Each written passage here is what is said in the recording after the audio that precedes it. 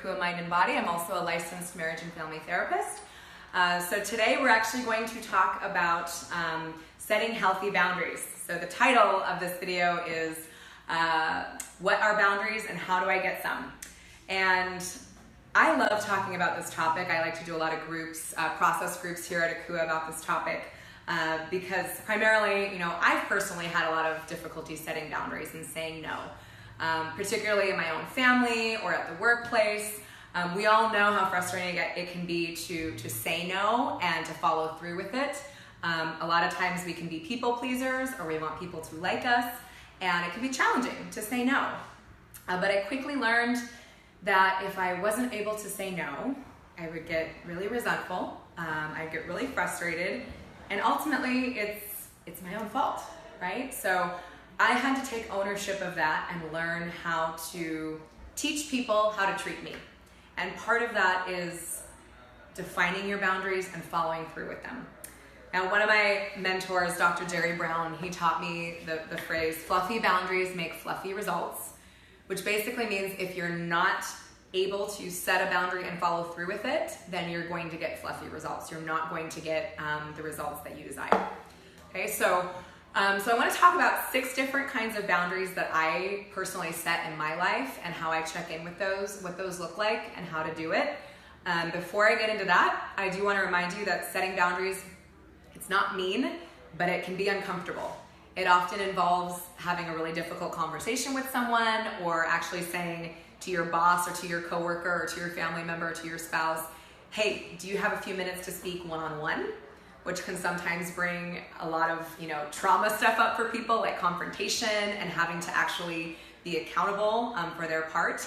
And so it can be really stressful and can kind of cause some anxiety. I know that I've avoided setting boundaries and having those one-on-one conversations that we know are necessary, but we avoid. And I've avoided those things for weeks, months, even years. And so once I started learning the subtle art of setting boundaries with love and with honoring the other person, I was able to start setting boundaries regularly in my life. And the effects were I was much happier, I felt healthier, I had more fulfilling and loving relationships. These people that I was interacting with, they were getting better versions of me because I was teaching them what my boundaries were. So I'm going to share with you 6 different boundaries and ways in which that I set those boundaries. Now, the first 2 are kind of similar. The first 2 are material boundaries and physical boundaries. So ladies, I'm sure you can understand, when your girlfriends or your sisters borrow your clothes or your makeup or your shoes, it can be sometimes frustrating. But as women, we like to share things, right? So part of us, we're conditioned to kind of be generous, to be selfless, to share, our closet and to share our stuff. This is just one example. But ultimately the effect, if say your girlfriend borrows a pair of your shoes and you don't get it back, right? It can be really uncomfortable to ask for that thing back, right? And so I started to kind of look at why do I get uncomfortable when I'm actually just advocating for something that's really mine?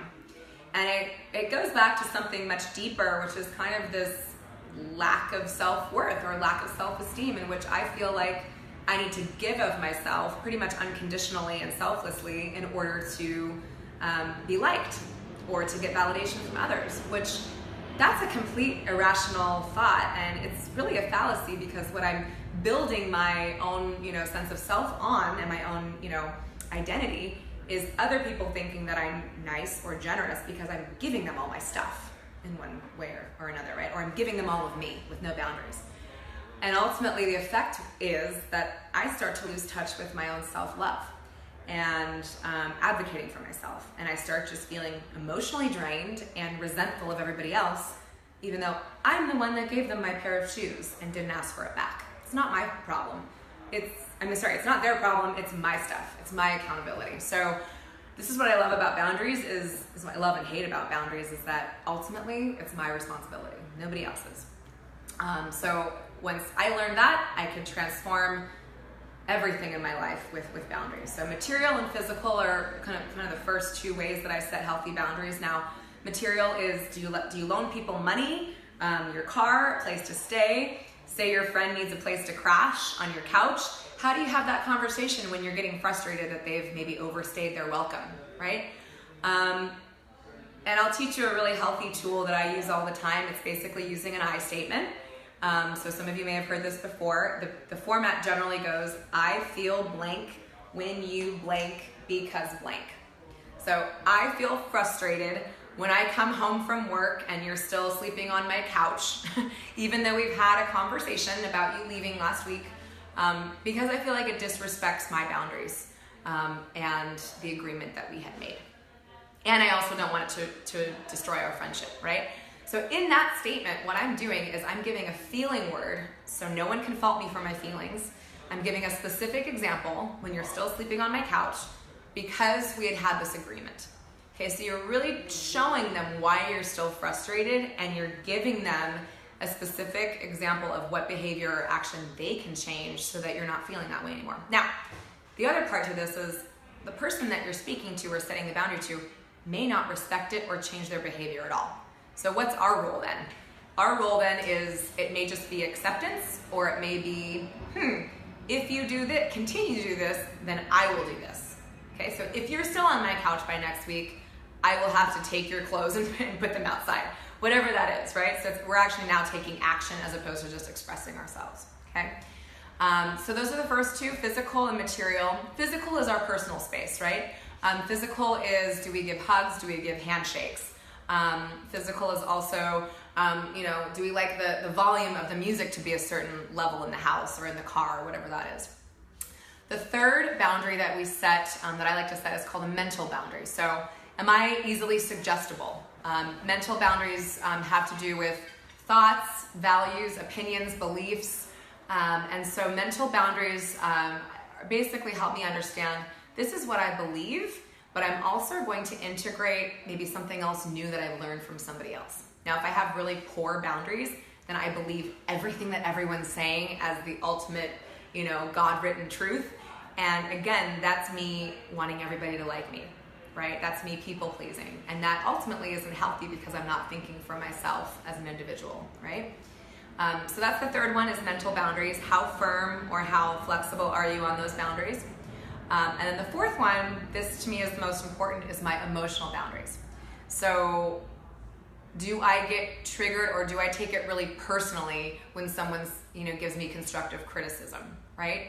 An emotional boundary is my ability to step back and say, this has to do with them. They're giving me constructive criticism. This can be healthy. This can be actually really productive for me to integrate this. But also I need to focus on how personally am I taking this, right? Because if I put myself in their shoes, maybe they're just being really honest and want me to show up better to work, and they're just giving me some good criticism on how I'm doing my job. But maybe how they're saying it, their tone of voice, or how they're approaching might not be perfect, but my reaction I have control over, right? So that's where my emotional boundary is, where I put myself in the other person's shoes and try to get a sense for where they're coming from, as opposed to reacting and becoming triggered and taking it really personally and going home and crying every night, right? So that's emotional boundaries. And then we also have sexual boundaries, which is, maybe I don't sleep with someone on the first date. These are my kind of sexual boundaries when I'm dating or when I'm in a relationship, or maybe I only sleep with someone when I'm in a monogamous relationship. So it's really important to define those boundaries before you start dating or engaging in relationships as well. And that's another way that we show ourselves self-respect and self-love, okay? And the final boundary that I like to talk about is spiritual boundaries. Okay, so spiritual boundaries, again, kind of similar to mental boundaries. What do I believe spiritually?